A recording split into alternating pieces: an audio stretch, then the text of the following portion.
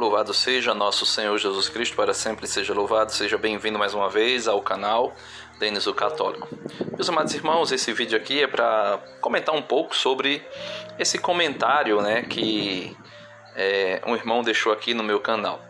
É um irmão de muita boa vontade, que eu amo mesmo, de verdade, que se identifica indiretamente como católico. Nunca eu ainda ouvi um escrito dele aqui dizendo: eu sou católico, acredito em tudo que a igreja ensina e vivo segundo tudo aquilo que a igreja ensina. Mas a gente falando sobre a igreja, sobre o que é a igreja, sobre como identificar a verdadeira igreja de Cristo, aí eu disse: como você pode saber, se a igreja que você está é a igreja verdadeira? Aí ele colocou aqui essa resposta que provavelmente ele deve ter copiado de algum lugar. Por quê? Porque a gente percebe que é uma resposta puramente protestante, de espírito protestante. E também, por incrível que pareça, como eu sempre digo, o protestantismo sempre repete as argumentações e as heresias gnósticas. Por quê? Porque os gnósticos que falavam de um grupo de pessoas espirituais chamados de pneumáticos, por eles mesmos, que era um grupo de pessoas que havia sido revelado para eles as verdades imprescrutáveis do pré-loma, do mundo espiritual, que o protopai havia revelado para eles.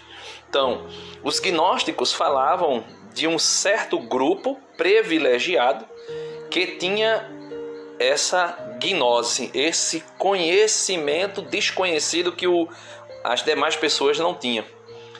E falavam que a igreja, ou pelo menos diziam que não existia uma igreja física, porque eles negavam Jesus na carne e negavam tudo o que vinha de estrutura física ou material. Por quê? Porque eles diziam que o que era material ou o que era visível era criação do demiurgo, de um deus mau, E aí nasce o dualismo, coisa e tal, mas a gente não vai entrar nesse detalhe. Então o que acontece? Você vê que a mentalidade protestante e a definição de igreja do protestantismo é a mesma coisa do gnosticismo. Por exemplo, ele diz aqui: como saber se minha igreja é a certa? É uma pergunta. Aí ele coloca: existem alguns passos a serem seguidos para determinarmos se a igreja em que frequentamos é realmente a igreja certa. Antes vou explicar em poucas palavras o que seria a igreja certa. Aí ele diz: veja a definição do que seria uma igreja certa para o protestante. A igreja certa é aquela que prega o evangelho. Qual evangelho a gente não sabe, mas vamos supor que é o evangelho de Cristo. A igreja certa é aquela na qual eu me sinto bem em frequentá-la. Essas são as duas principais características do que chamamos de igreja certa. Aí veja o sofisma. Perceba que estou escrevendo igreja com I minúsculo, pois a grande igreja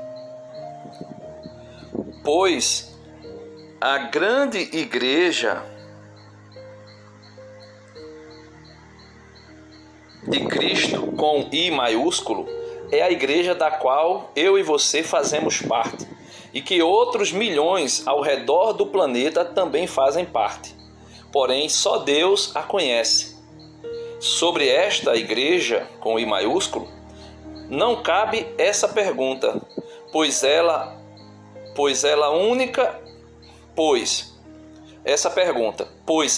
única e todos que escolhem seguir a Jesus passam a fazer parte dela. Então veja, é a mesma mentalidade do gnosticismo. Um grupo de pessoas espirituais que ninguém consegue distinguir quem é, que está espalhado pelo mundo, mas que são os únicos pneumáticos, os únicos espirituais escolhidos por Deus. E com isso negam a igreja como instituição. Aí eu dei uma resposta aqui que não é a resposta, não é uma resposta assim teológica, tomando trechos do catecismo ou de documentos da igreja, mas assim, uma noção básica do que eu tenho. Primeiro eu dei umas gargalhadas, né? Não do irmão, mas da resposta em si, porque é muito cômica, né? Aí você conhece o gnosticismo? Eu perguntei e dei uma gargalhadazinha, né? Só para poder fazer a resposta ficar um pouco mais dinâmica e engraçada. Por que eu perguntei se ele conhecia o gnosticismo? Porque essa mentalidade de igreja espiritual que ninguém vê, entre aspas, é a mesma mentalidade do gnosticismo que eu acabei de explicar um pouco atrás. Um grupo de pessoas espirituais pneumáticos que foram escolhidos por Deus e que só eles têm a salvação. Aí coloquei, meu amigo, Jesus fundou uma única igreja. Não existe essa possibilidade de igrejas. Continuando. E esta é e sempre será com I maiúsculo. E nunca será com I minúsculo. Pois só existe uma igreja. Foi por isso que ele disse, sobre esta pedra edificarei a minha, nunca as minhas igrejas. Nunca, até eu errei aqui a escrita, né? Nunca as minhas, a minha igreja. E essa igreja, as escrituras dão características únicas e não é nem de perto pregar o evangelho, pois existe pessoas que pregam o evangelho por disputa e por inveja.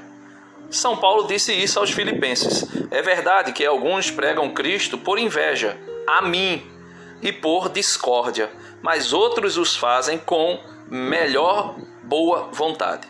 Esses outros aqui são pessoas da igreja, não são pessoas de fora da igreja. Os de fora da igreja pregam por inveja.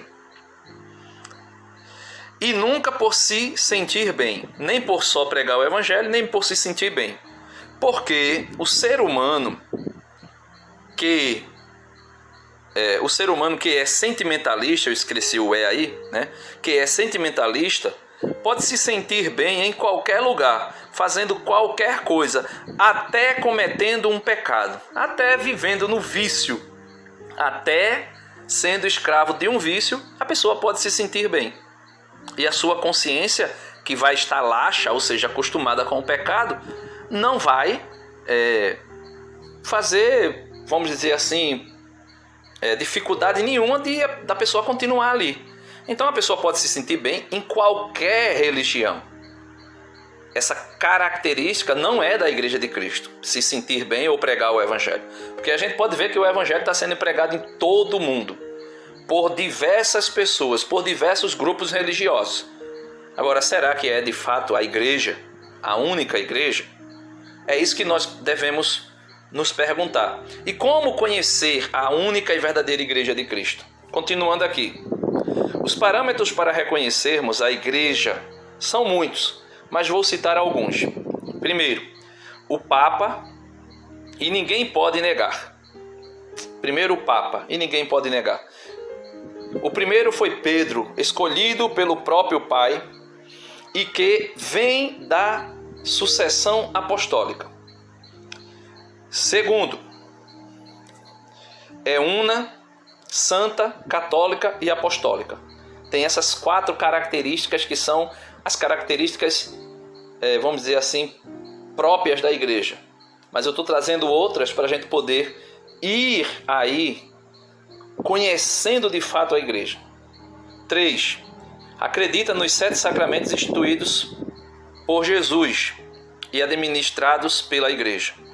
Então, tem grupos religiosos aí que não acreditam nos mandamentos, nos sacramentos.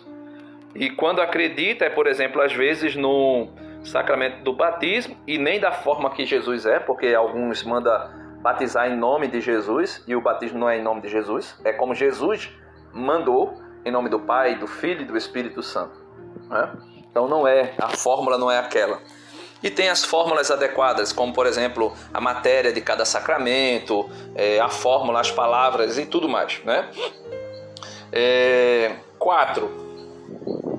Formulou a Bíblia em São Damaso I, e disse quais são os livros inspirados. Então, a Igreja de Cristo formulou a Bíblia.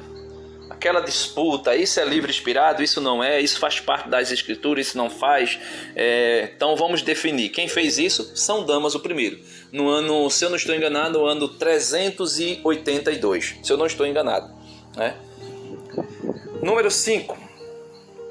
Subsiste é uma expressão para dizer que ela está, né? Ela faz, vamos dizer assim, ela é um sacramento, ela é um sinal. Então, subsiste há mais de 2022 anos de forma visível na Igreja Católica. 6.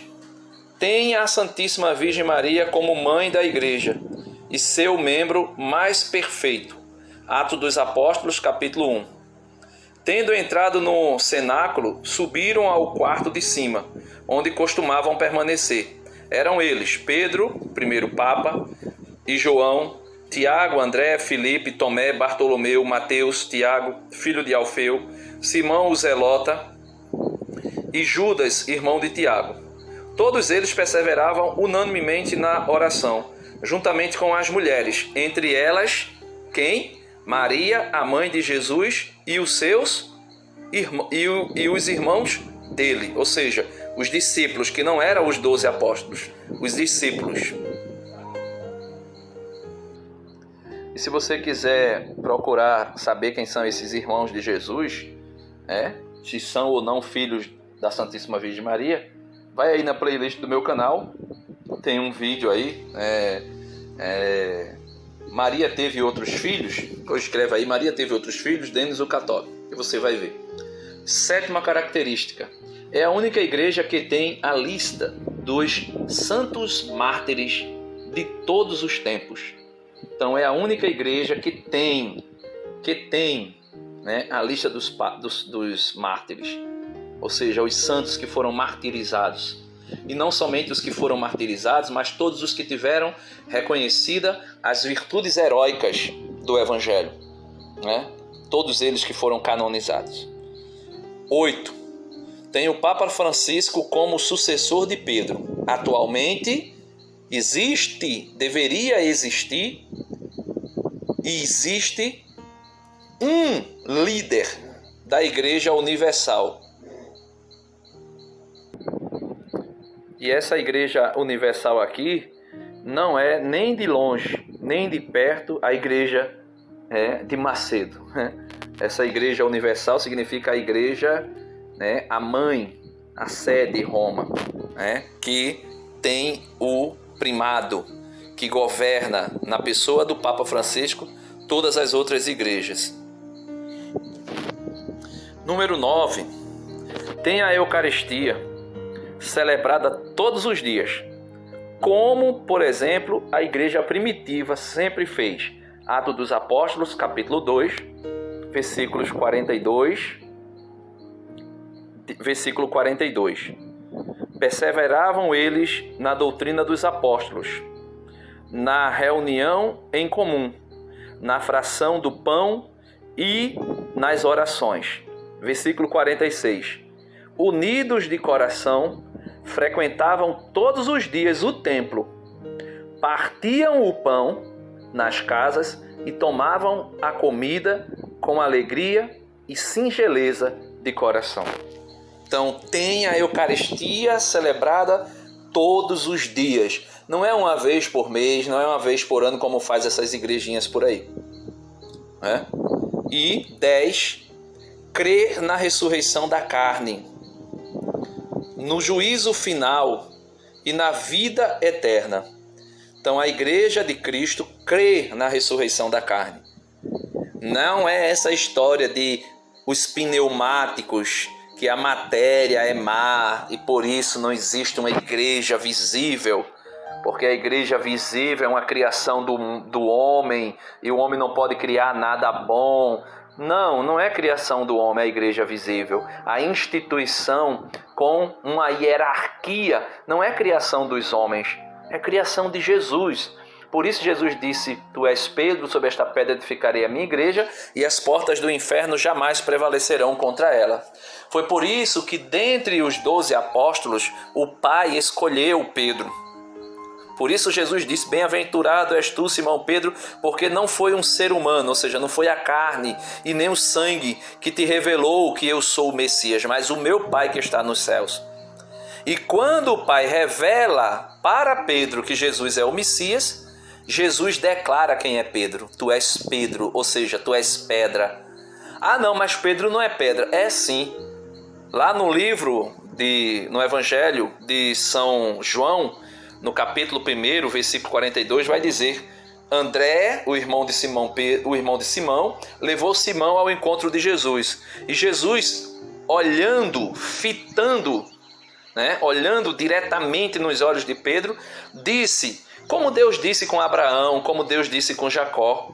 Deus disse com Abraão: tu a partir de agora não serás chamado mais Abrão, serás chamado Abraão. Deus disse a Jacó ali, quando o anjo lutava com Jacó: a partir de hoje teu nome não será mais Jacó, será Israel. E Jesus olhou para Pedro e disse: a partir de agora o teu nome não é mais Pedro, ou melhor, não é mais Simão, mas Petros, Kefas, que quer dizer pedra, rocha. E por isso, sobre esta pedra eu edificarei a minha igreja, e as portas do inferno não prevalecerão contra ela. E eu concluo dizendo amém, assim seja, louvado seja nosso Senhor Jesus Cristo, para sempre seja louvado.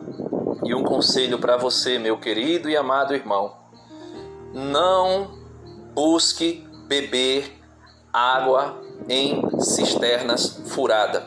Jeremias já dizia a respeito do povo de Israel: o povo de Deus deixou de beber água em poços limpos de água viva para beber água em cisternas furadas e que continha água suja. Beba da verdadeira fonte, que é a única e verdadeira igreja de nosso Senhor Jesus Cristo, a Igreja Católica Apostólica Romana. E viva a Igreja de Roma, viva a Santa Igreja Católica.